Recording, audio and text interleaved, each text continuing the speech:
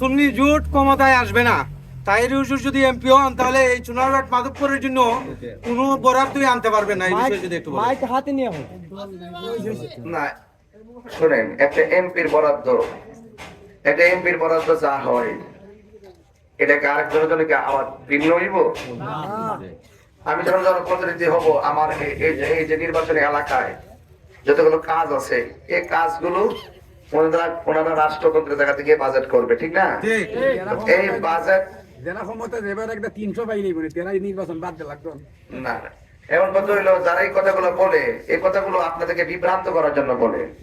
আমি কি বলছি যে আমি যদি যাইতে পারি, আর রাষ্ট্র তো বাজেট দিবই, আল্লাহ বাঁচাইলে আমার মন কাছে ক্যাপাসিটি আছে, রাষ্ট্র আমার দায়িত্ব নিয়ে করবে যে নিয়ে লয়ে যান আপনি, ক্যাপাসিটি আমার ইনশাল্লাহ আছে। লাগতো না, কিছু না হইব পাওয়ার পরে কাম না বলে ইনশাল্লাহ করি হইনি। আর যে কাজ যদি ভাই লাইন তৈলে আবার আপনি রেখে কেউ বেড়া দিন নাতে কত লই ঘুরছে। ঘটনাটা কি? ঘটনাটা ওই যে ভালোবাসা থাকলে উদ্ধার করা, জনগণের কল্যাণে কাজ করা, এটা চাপাবাজির ব্যাপার না, এটা মনের ব্যাপার। কথা বলেন ঠিক না? তৈরি করেন, আল্লাহ রহমতে একজন প্রতিনিধি কি পায় কি আসে এটা আপনারা সব জানবেন। বিল বলে টানাই দিয়ে আপনাকে জানাইতে হবে ইনশাল্লাহ। দেওয়ার কারণে পানি নেই। সে বলতেছে যে কেন্দ্রে মোমবাতির এজেন্ট দেওয়া যাবে না, বন্ধ করতে হবে।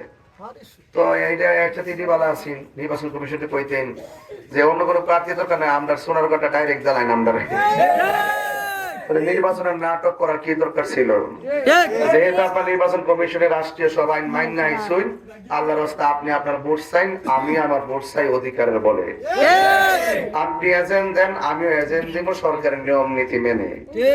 অযথা এই সমস্ত ফাও আলাপ সালাপ কইরা এই নির্বাচন নিয়ে জনগণের মধ্যে যে আকাঙ্ক্ষা তৈরি হয়েছে, এই আকাঙ্ক্ষা বিনষ্ট করবেন না, ফেসিবাদী আচরণ করবেন না। আওয়ার আগে যদি কোন 12 তারিখের পরে খবর আছে তাহলে বোঝা যায় আওয়ার পরে না জানে কিটা করবেন। এরকম লাগে না? আপনারা তবে এলাকার কিছু লোকজন আছে যারা বিভিন্ন ধরনের দলের পদ পদবিতে আছে, মনে হয় গোড়ার থেকে কিছু বান্ডেল বেশি পাইছে, মনে কয়েছে আর কি যে হ্যাঁ আবার আমরা কেন দিলে বাস বিমল করে বাস করাই দিব, বুঝছেন না ব্যাপারটা? মোমবাতির জোয়ার জন উঠতে গেছে গা, তখন তো বান্ডেল খাওয়ানটা যে কি কি হয়েছে আল্লাহ জানে। বিশেষ করে ওই যে আমার সমর্থনকারীদেরকে হুমকি টুমকি দেয় আর কি। তা আমি আবার কারো হুমকি দিই না, কারণ কে লেগে আমি তো সমর্থকরা 1 টাকাও দেই না। তুমি 10 টাকা নিয়ে ঘরে চালাইবা এই জন্য টেহা দেই না। কথা কি ঠিক আছে নি? লোক আইছে, এই লোকগুলা কি 500 টাকা ভাড়া দিয়ে আনছি আমি? এই জন্য এদের সৎ সাহস আছে। এরা ইনশাল্লাহ 12 তারিখে কেন্দ্র পাহাড়ও দিব, কেন্দ্র মধ্যে হারিয়ে থাকবো ইনশাল্লাহ। ঠিক আছে নি? আর নির্বাচনকে সুস্থ করার জন্য আমি সেনাবাহিনীর প্রস্তাব করছিলাম, ইনশাল্লাহ সেনাবাহিনী অলরেডি মঞ্জুর হয়েছে এবং ইনশাল্লাহ যেটা যা হওয়ার এটা হবে। কিন্তু নির্বাচন হইতে হবে এটা ফেয়ার, নির্বাচন হইতে হবে একদম স্বচ্ছ। এটা জনগণের আকাঙ্ক্ষা, ঠিক কিনা বলে? এটা জনগণের আকাঙ্ক্ষা। আকাঙ্ক্ষার বিপরীতে যারা দাঁড়াবে এরা রাষ্ট্রের সঙ্গে প্রতারণা করবে। এই জন্য আমি বলবো প্রতারণা চলবে না। যারা আমাকে ভোট দিবে তারাও আমার, যারা আমাকে ভোট দিবে না তারাও আমার। এটাই হলো মানবতার রাজনীতি। আজকে বহুদিন ধরে শুনতেছি যে এই দিতে নাল মুখের এই দিতে ব্রিজ আছে না, একটা ব্রিজ আছে, কি খাবেন আমরা কোনো যেটাই হোক। নির্বাচন আসার পরে যতবার নির্বাচন আইছে অনেক লোকে জানি ফিতা দিয়ে মাপছে, ফিতা মাপে চ্যাম্পিয়ন হয়েছে। এটা ব্রিজ না হইলো ফিতা মাপ, এটা 1 নম্বরে গেছে গা। এই জন্য আমি কিন্তু বড় বড় আশ্বাস কোথাও দিছি না, তবে আমার টার্গেট আছে যে কাজগুলো কেউ করতে পারে নাই।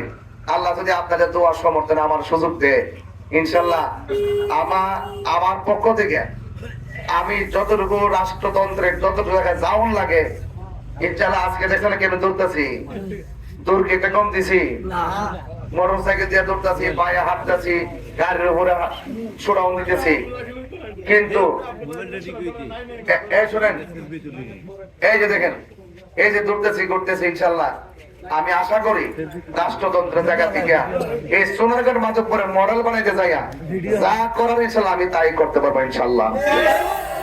আমার জন্য দোয়া করেন, আমিও আপনাদের জন্য দোয়া করি এবং অধিকার হারা মানুষের পক্ষে, সুবিধা বঞ্চিত মানুষের পক্ষে আমি কথা বলবো, কাজ করব, এবং আপনাদের দোয়া আছে, আপনাদের ভালোবাসা আছে, এবং আমি আপনাদের কাছে আরেকটা কথা আপনাদের সমাজে বলে, তাহিরুজের বাড়িতে ব্রাহ্মণবাড়িয়া, এখানে কি লেগে আইলো? আচ্ছা বলেন তো, এই ব্রাহ্মণবাড়ি থেকে যেখানে আসছি, এটাকে আমি গায়ের জোরাইছি? এটা সংবিধান মেনে আসছি। আমার সংবিধান বলে বাংলাদেশের যে কোনো জায়গা থেকে আমি নির্বাচন করতে পারবো। এরকম সস্তা কথা যারা বলে, তারা রাজনীতির র বুঝে না। ঠিক আছে কিনা? এই জন্য আপনার রাজনীতি আপনি করেন, আপনার ভোট আপনি চান, আপনার কাজ আপনি করেন, আমার কাজ আমি করি। দিন শেষে আমরা কিন্তু রক্তের, দিন শেষে আমরা আত্মার। একই সঙ্গে বসে চা খামো, আল্লাহর দোহাই দিয়া কইয়া যায় বাজান, রাজনীতিকে কেন্দ্র কইরা একটা লোক কেউ কার সাথে ঝগড়া করেন না, মামলার পথ বাচ্চা নিয়েন না। ঠিক আছে কিনা? এটা তো মনে রাখবেন, আপনি মামলা করলে 2 দিন পরে আবার আপনার বিরুদ্ধে আবার মামলা রেডি হইব।